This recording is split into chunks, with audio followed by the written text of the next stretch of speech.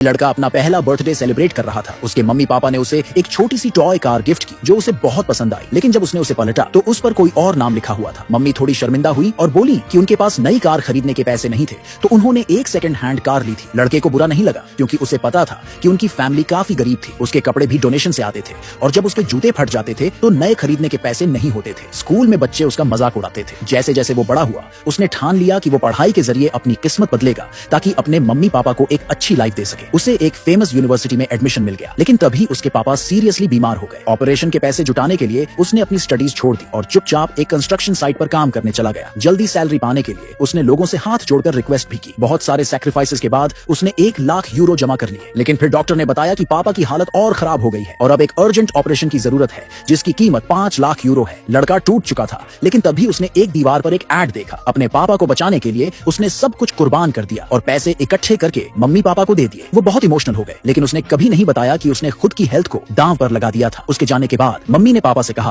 कि उन्होंने कभी क्यों नहीं बताया कि वो देश के सबसे अमीर लोग हैं और उनके बेटे ने इतने साल तक तकलीफें झेली। पापा ने जवाब दिया कि वो सब कुछ उनके अडॉप्टेड बेटे के बर्थडे के बाद बताएंगे, भले ही उसी दिन उनके रियल बेटे का बर्थडे भी हो, जिसे वो जानबूझकर इग्नोर करते रहे ताकि वो स्ट्रांग बने। उस रात मम्मी पापा अपने अडॉप्टेड बेटे को एक लग्जरी होटल में ले गए, बिना ये जाने कि उनका रियल बेटा वहीं वेटर की जॉब कर रहा था ताकि वो अपने पापा के इलाज का खर्च उठा सके। लड़का शॉक्ड रह गया जब उसने अपने मम्मी पापा को उस हाई क्लास जगह पर देखा। कंफर्म करने के लिए उसने अपनी मम्मी को कॉल किया और उन्होंने उसी के सामने कॉल उठाया। उसी पल उसे सच्चाई समझ आ गई और उसका दिल टूट गया। उसे याद आया कि कुछ दिन पहले उसने जिस आदमी को कंस्ट्रक्शन साइट पर डांटा था वो उसके पापा का ही एम्प्लॉय था। ये सब एक क्रूर टेस्ट था। उसके अंदर अपने मम्मी पापा के लिए गहरी नफरत भर गई, जिन्होंने 20 साल से ज्यादा उसे गरीबी, जिल्लत और बीमारी में जीने दिया। अचानक अडॉप्टेड बेटा उसे वाइन सर्व करने का ऑर्डर देता है। लड़का क्यूरियस होकर पापा से पूछता है कि उन्होंने बीमारी का ड्रामा क्यों किया। तभी उसे पता चलता है कि पापा तो कभी बीमार थे ही नहीं, उसने अपने शरीर की कुर्बानी बेवजह दी थी। ये सुनकर उसके हाथ से ग्लास गिर गया। अडॉप्टेड बेटा उसे गाली देता है और कहता है कि वो उसकी शर्ट की कीमत नहीं चुका सकता जब तक वो सारी बोतल नहीं पी लेता। होटल का मैनेजर बीच में आता है और उसकी जगह शराब पीने की कोशिश करता है, लेकिन उसे धक्का दे दिया जाता है। मम्मी भी उसे जलील करती है और बोलती है कि उसे माफी मांगना नहीं आता। लड़का कहता है कि उसकी साल भर की सैलरी से भी वो लोग के कपड़े नहीं खरीदे जा सकते